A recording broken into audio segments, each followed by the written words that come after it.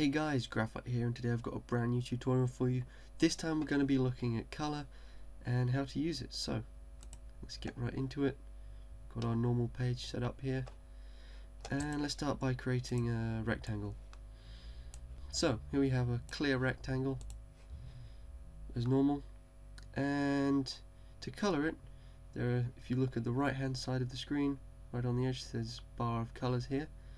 Just select each one in turn depending on what you like to change your color, change your shape to. This also works for text. If I was to select brown or blue, whichever, this works. So let's just stick with using the shape for now. But this still isn't very many colors.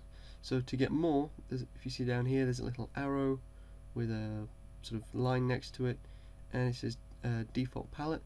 If we click that once, it'll bring up more bars of colors here on the right that we can use, sort of purples and various things.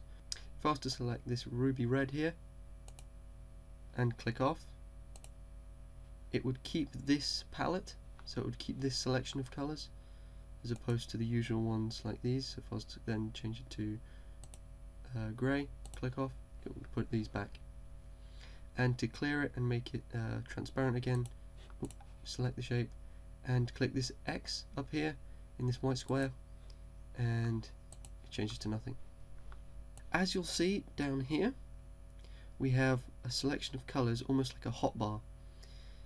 These are all the colors I've used in my sort of document so far, and we've also got the clear down here, but there still isn't that many colors. So here we've got an eyedrop tool, which you can use. You click it once, you can hover over anything in the document, including these here, and it will select it. So if we wanted to get the color of this bar up here, it would take it, and we can click on it, and it will change our shape or text depending on, change it to that color. But if we're still not happy with that, then we can double click any of these colors here or on the bar here. Double click one, it'll bring up this palette editor.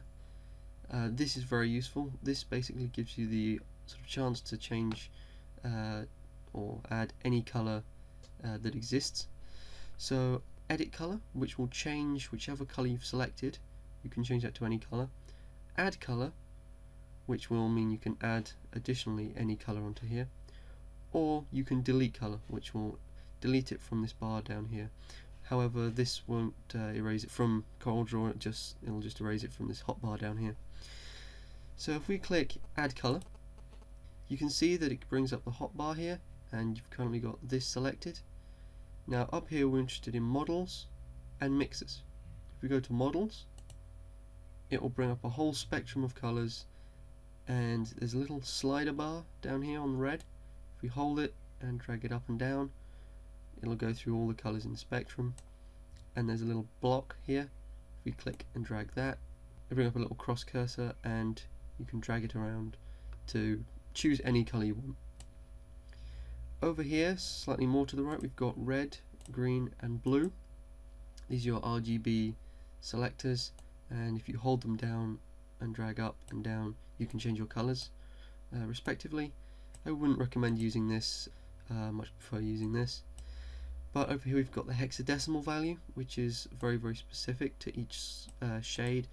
Every time, every slight difference in color has its own hex value, and you can change these accordingly if you've got a specific color you want and you can't find it just by doing this, which is sometimes very difficult.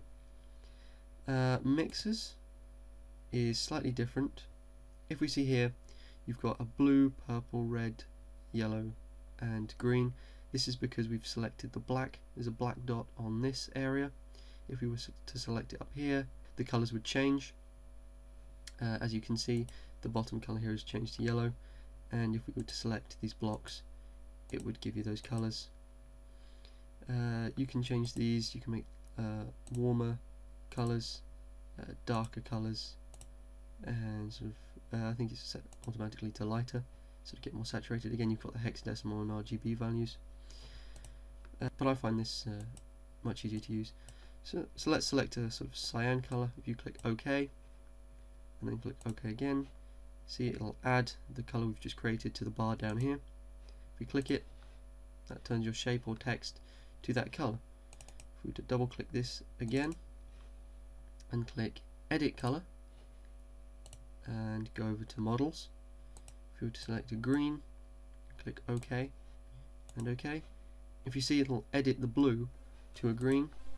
So I've lost the blue, but I think that's pretty much it for colour.